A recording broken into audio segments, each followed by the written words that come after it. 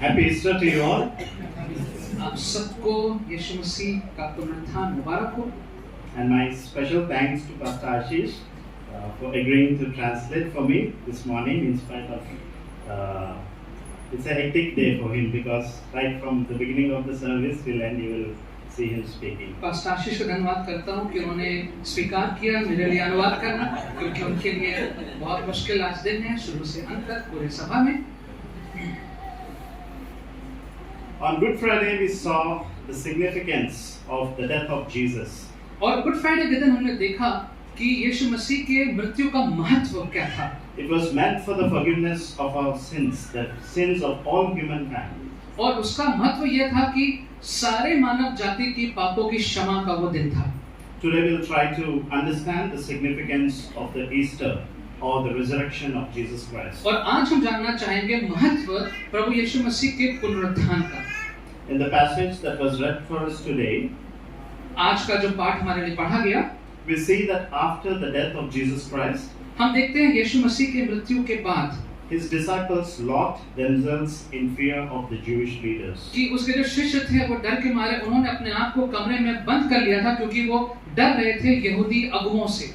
Pastor Raja preached on what the disciples went on the day of the day between the Good Friday and the Easter, the Saturday. और pastor राजा प्रचार कर चुके हैं कि जिस दिन यीशु मसीह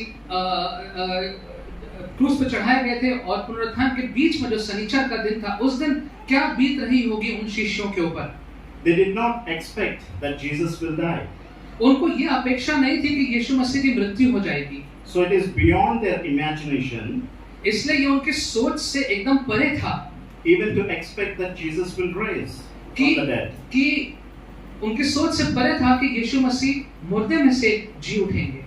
So when Jesus appeared in that locked room, तो जब यीशु मसीह उस बंद कमरे के अंदर प्रकट हुए and showed his hands and his side, और फिर उन्होंने अपने जो कमर का हिस्सा वो दिखाया और अपने हाथों को दिखाया, they were overjoyed to see him alive again. तो वो बहुत हर्षित हो गए यीशु को जीवित देख के। So what is the significance of resurrection? तो फिर पुनरुत्थान का महत्व क्या है? Do you remember how John introduces Jesus in his first chapter in the Gospel according to John? और हम याद करते हैं यूहन्ना ने अपने सुसमाचार में कैसे यीशु मसीह के बारे में बताया। Anybody? How he introduces Jesus in his very first chapter? Yes. Yes. He introduces Jesus as the creator God.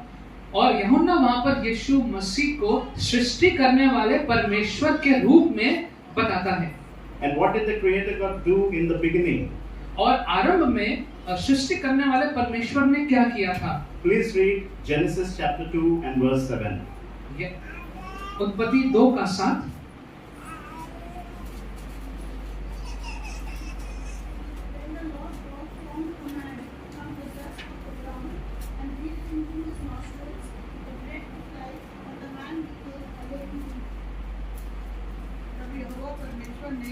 आदम को भूमि की मिट्टी से रचा और उसके नथनों में जीवन का सांस फूंक दिया और आदम जीवित प्राणी बन गया।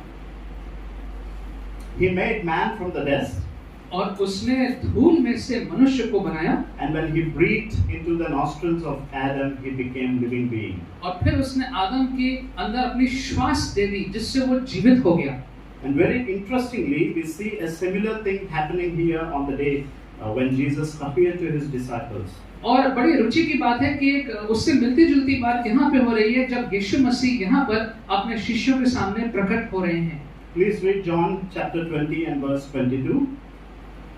यूहन्ना 20:22। And with that he breathed on them and said, receive the Holy Spirit.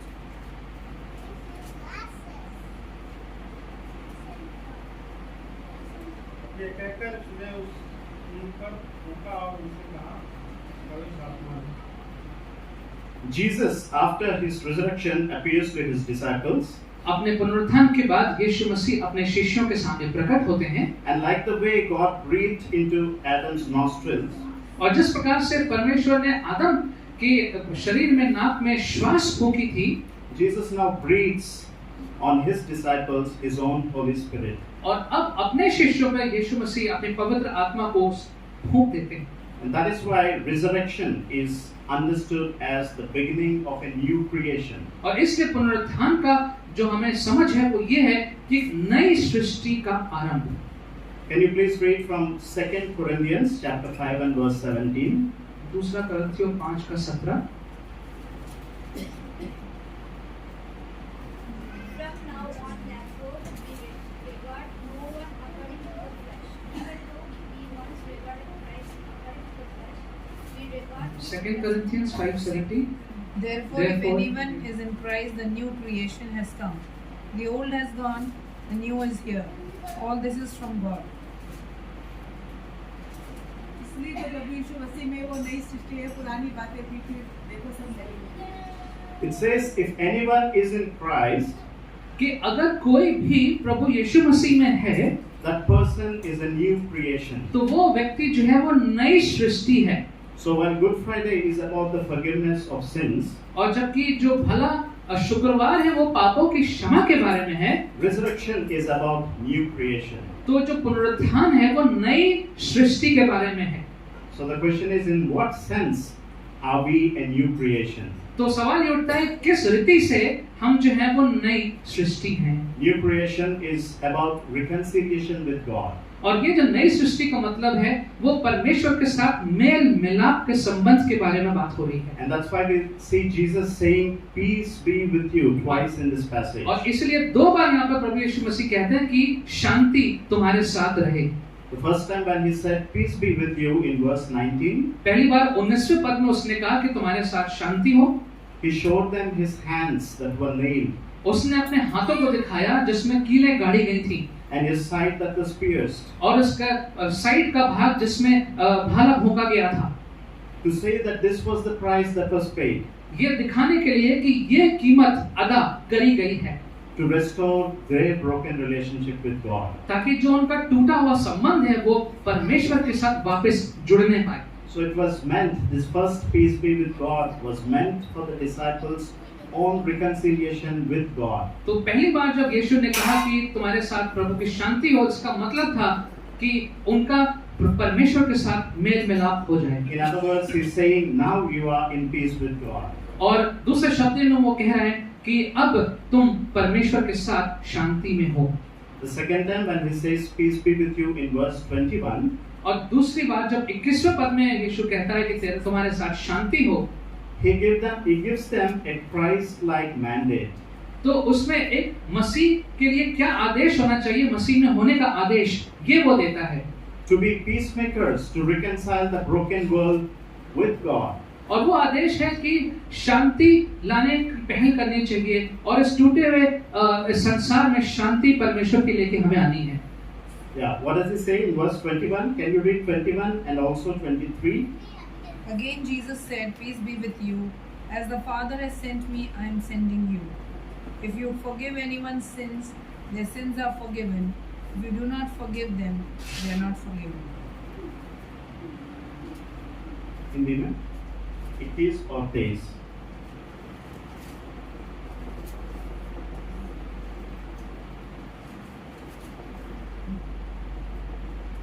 यीशु ने फिर उनसे कहा, मुझे शांति दो। जैसे पिता ने मुझे भेजा है, वैसे ही मैं भी तुम्हें भेजता हूँ।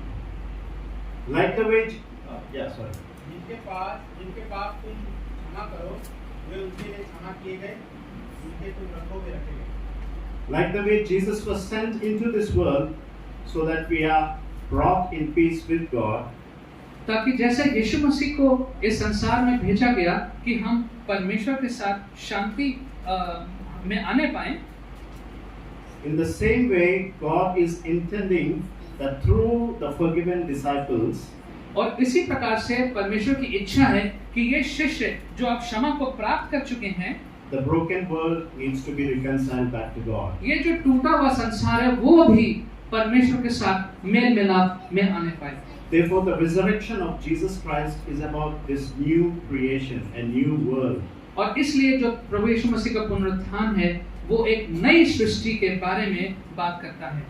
where we are not only called to re-establish our broken relationship with God, और जहां पर केवल हमें नहीं बुलाया गया है कि हम परमेश्वर के साथ अपने टूटे हुए संबंध को फिर से जोड़ लें, but also we are called to be agents of reconciliation to others. लेकिन हमें इसलिए भी बुलाया गया है कि हम औरों के साथ मेल मिलाप का कारण बनने पाए।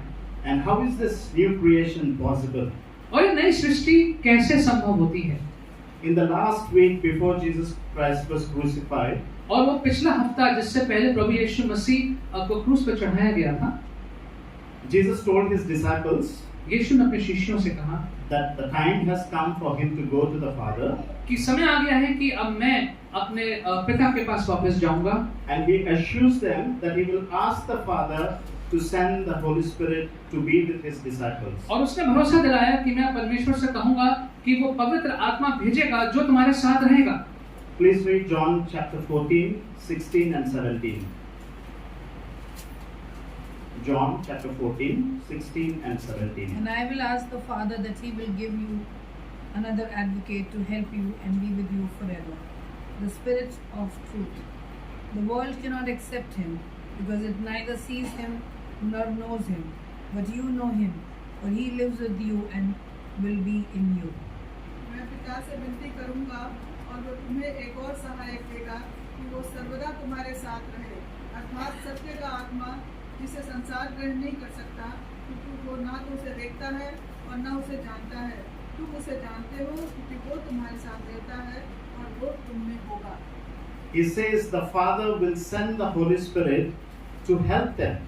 और उसने कहा कि पिता परमेश्वर पवित्र आत्मा को भेजेंगे उनकी सहायता करने के लिए, And to be with them forever. ताकि वो सदैव उनके साथ रहे। And this is why he does what he does, breathing on his disciples, saying, receive the Holy Spirit. और इसलिए उसने इसको किया, उसने अपनी श्वास उनमें फूंक दी और कहा कि तुम पवित्र आत्मा को ग्रहण करो। It is the Holy Spirit who will help these disciples now कि अब पवित्र आत्मा है वो इन शिष्यों की सहायता करेगा in being reconciled to God ताकि वो परमेश्वर के साथ मेल मिलाप में आ जाएं and to go out into the world to reconcile the broken world and the broken people back to God. और ताकि अब वो आगे जाएं और संसार में जो टूटे हुए लोग हैं, दुखी लोग हैं, उनको परमेश्वर के साथ वापस जोड़ने का कार्य करें। It is the Holy Spirit who will help the disciples now to nurture their new relationship with God, a relationship that was reconciled because of new creation. और अब जो पवित्र आत्मा है वो सहायता करेगा कि इस नई सृष्टि में लोगों के साथ और परमेश्वर के साथ उस नए संबंध को जोड़ने में पवित्र आत्मा सहायता करेगा। Being reconciled with God is not an end in itself. और परमेश्वर के साथ फिर से दोबारा मिल जाना केवल यही एक आखिरी बात नहीं है। It should result in a constant nurturing of that relationship with God. और इसका नतीजा होना चाहिए कि ये एक अच्छे स्वास्थ्य में इस संबंध को बढ़ना चाहिए परमेश्वर के साथ। It is about leading a holy life by overcoming evil every day. और इसका मतलब है कि एक पवित्र जीवन व्यतीत करना और प्रतिदिन की जो बुराइयां हैं उनके ऊपर विजय प्राप्त करना। This is what new creation is all about. और नई सृष्टि का यही तात्पर्य है। Leading a victorious life over sin and all its power. कि एक जयवंत जीवन हम व्यतीत करें प्रतिदिन और जो भी पाप की जो शक्तियां हैं, बातें हैं, बुराइयां हैं, उनके ऊपर विजय प्राप्त करते रहें। It isn't possible with our own strength. और ये अपने सामर्थ्य में संभव नहीं है। That was what was happening till the death of Jesus. Everybody tried on their own capacity to overcome sin. और जबकि यही हो रहा था प्रभु यीशु मसीह की मृत्यु तक, सब लोग अपनी अपनी कोशिश कर रहे थे पाप से बाहर निकलने की। But now we are part of a new creation, a new world order, लेकिन अब हम एक नई सृष्टि का हिस्सा बन चुके हैं, where the Holy Spirit comes to dwell with us forever. जहां पर पवित्र आत्मा आ गया है सदैव हमारे साथ रहने के लिए। And it is in His strength that we will put the sin to death. और उसके सामर्थ्य में जितना भी पाप में जीवन में बुराइयां हैं वो अब उनका अंत होगा। Victory over sin is now possible. और अब पाप के ऊपर जो विजय प्राप्त करना है वो संभव और संभव होता रहेगा। Because it is the Spirit of God Himself that is going to be with us and empower us. क्योंकि अब परमेश्वर का आत्मा है, वो हमारे साथ रहेगा, वो हमें शक्ति प्रदान करेगा। It is the Spirit by which Jesus overcame every temptation during his earthly life. और ये वही पवित्र आत्मा है जिसके सहायता से प्रभु यीशु मसीह ने सारे बुराइयों को, परीक्षाओं के ऊपर विजय प्राप्त करी। And it is the same Spirit that raised Jesus from the dead. और वही पवित्र आत्मा है जिसने प्रभु यीशु मसीह को मुर्दों में से जगाया। Death is the ultimate power of sin. और जो मृत्यु है वो पाप की एक आखिरी सबसे बड़ी शक्ति है। And this Holy Spirit in Jesus has even defeated the death. और इस पवित्र आत्मा ने यीशु मसीह के द्वारा उसको भी अब हरा दिया है। So in what sense are we a new creation now? तो अब किस प्रकार से हम जो हैं वो एक नई सृष्टि हैं? It is because of the presence of Holy Spirit to be with us in all moments of our lives, we are empowered. और अब इसलिए क्योंकि हमारे अंदर सामर्थ आ गया है, क्योंकि हर परिस्थिति में अब पवित्र आत्मा हमारे साथ है। You know, when small elephants are chained with something strong enough to hold them, जब छोटे हाथियों को किसी चेन से बांध दिया जाता है उनको रोकने के लिए, it keeps on trying to break the chains and free itself. और वो कोशिश करता रहता है कि अपने आप को कैसे उस चेन से, उस बंधन से छुटा ले। But being unsuccessful every time, लेकिन हर बार असफल होने के बाद it eventually gives up. फिर वो ये विचार छोड़ देता है। And ultimately, even when it grows older and stronger, और बाद में जब वो और बड़ा होता है और ताकतवर बन जाता है, it still remains chained, फिर भी वो उस चेन में बंधा रहता है, thinking that these chains are too powerful to break. और उसके मन में यही विचार रहता है कि ये जो बेड़ियां हैं ये बड़ी मजबूत है जिससे मैं निकल नहीं पाऊंगा। Although now it can, in its all strength, can just break it like that. लेकिन सच तो ये है कि अपने सामर्थ्य में वो हाथी अब उस बेड़ी को तोड़ सकता है। But all its childhood, when it was small, it tried, and there came a time that it gave up, that it cannot be done anymore. लेकिन बचपन से वो जो हाथी था, एक बच्चे जब था तब से वो कोशिश करता रहा और नहीं तोड़ पा रहा, उसने विश्वास कर लिया कि अब ये जो बेड़ियां हैं बहुत मजबूत है, मैं नहीं तोड़ सकता। You know, many of us live such defeated lives in our Christian walk with God. और कई लोग जो हैं वो इस प्रकार से एक हारा हुआ जीवन मसीह में एक हारा हुआ जीवन व्यतीत करते हैं। We think that sin is too powerful to overcome. और हम सोचते हैं कि जो पाप है वो बहुत शक्तिशाली है, इस पे विजय नहीं प्राप्त करी जा सकती है। But the truth is, resurrection empowers us with Holy Spirit. लेकिन सच ये है कि जो पुनरुत्थान है वो हमें पवित्र आत्मा की शक्ति प्रदान कर देता है। Sin has no more authority over us. अब पाप का हमारे ऊपर कोई अधिकार नहीं है। Please read Romans chapter 8 and verse 15. Romeo 8 का 15।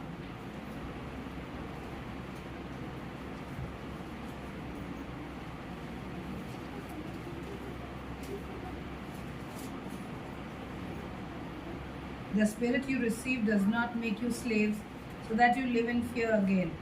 Rather, the Spirit you received brought about your adoption to sonship, and by Him we cry, Abba, Father.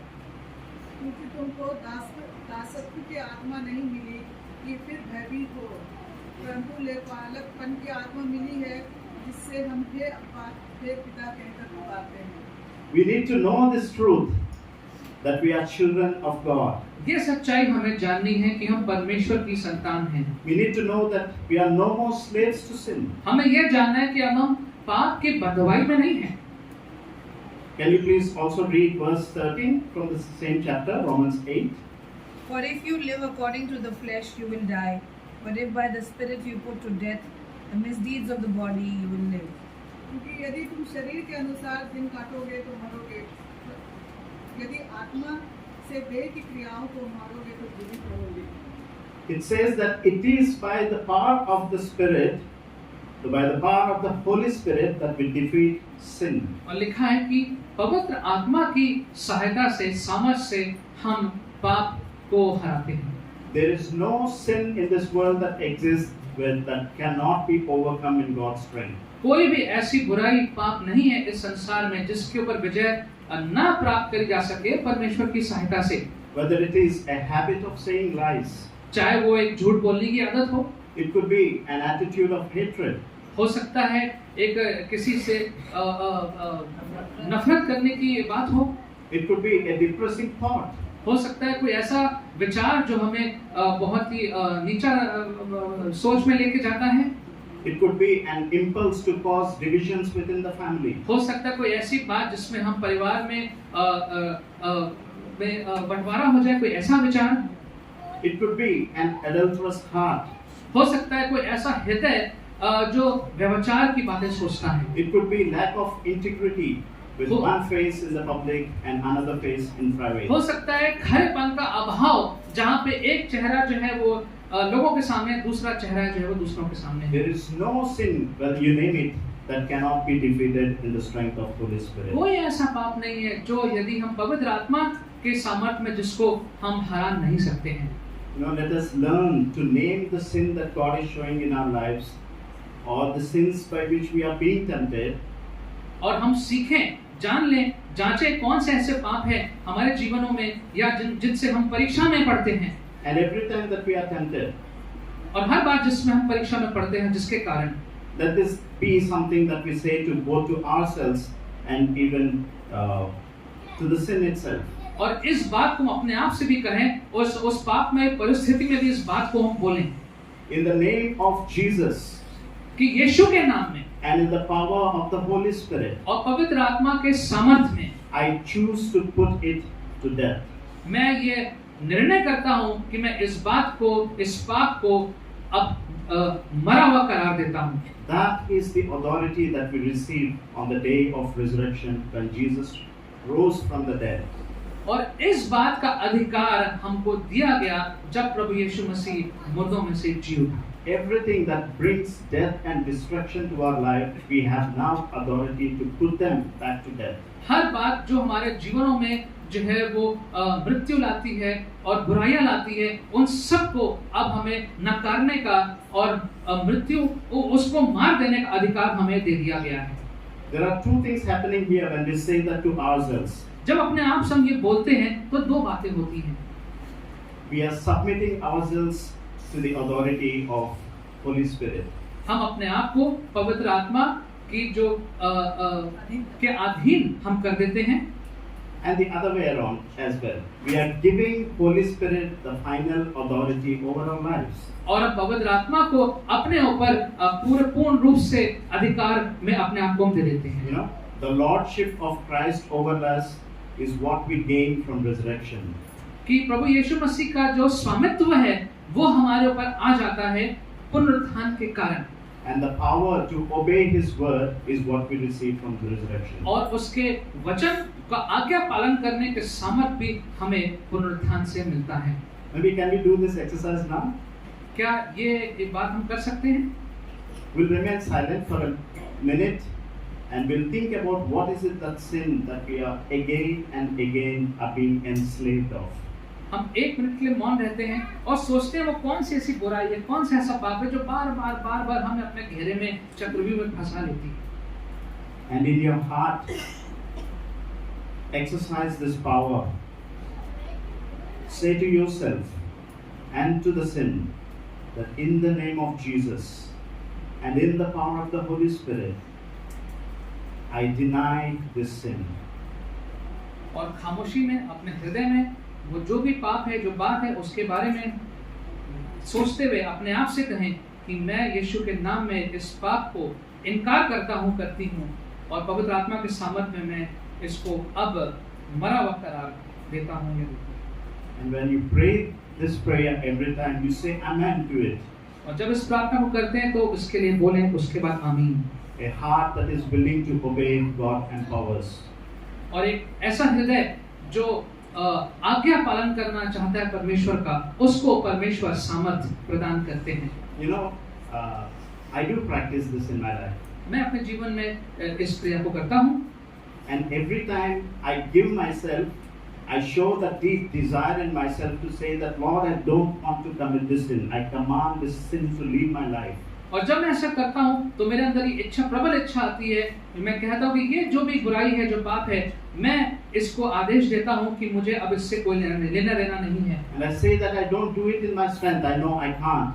but in the strength of the Holy Spirit, I command this sin to leave my life, to और मैं leave my thoughts. और मैं कहता हूँ कि ये अपने सामर्थ्य में नहीं कर सकता, लेकिन परमेश्वर की सहायता से, पवित्र आत्मा के सामर्थ्य में मैं इसको आदेश देता हूँ कि मेरे जीवन से चला जाए. When we exercise that God-given authority to be His children, जब इस क्रिया को हम लागू करते हैं अपने जीवन में, जो हमें परमेश्वर ने हमें दी है, that is when we experience immense power of the Holy Spirit to work in us what we intend to live for God.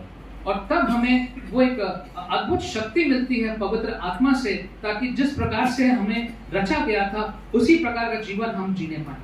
So may the Lord enable us that this life of new creation flows in us.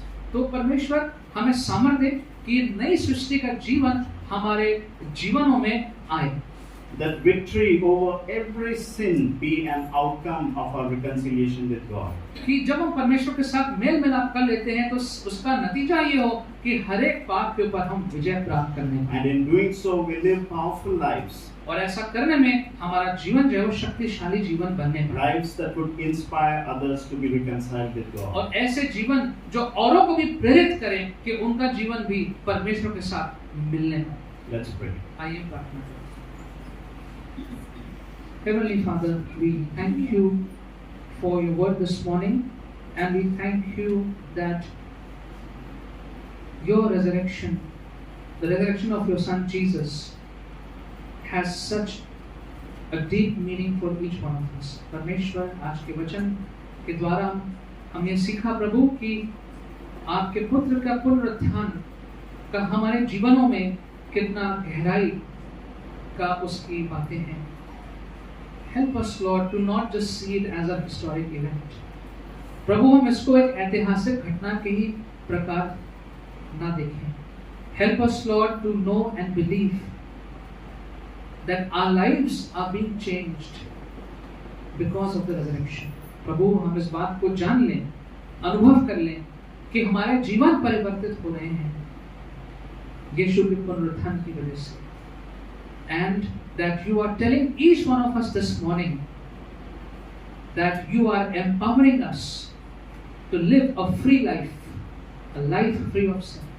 और आज की सुबह परमेश्वर प्रभु यीशु, आप हमें याद दिला रहे हैं एक बार फिर से कि आपके सामर्थ्य में हम एक मुक्त जीवन, पाप रहित जीवन व्यतीत कर सकते हैं. Help us, Lord, to let this truth sink deep in our hearts and also carry it to the people around us. प्रभु, हम इस सत्य को अपने जीवनों में गहराई से उतरने दें और अपने साथ के लोगों तक भी इस सच्चाई को पहुंचाएं. That there is hope, there is life, there is salvation in Jesus. ये जीवन है, आशा है और उद्धार है हमारे प्रभु यीशु से. In Jesus' name.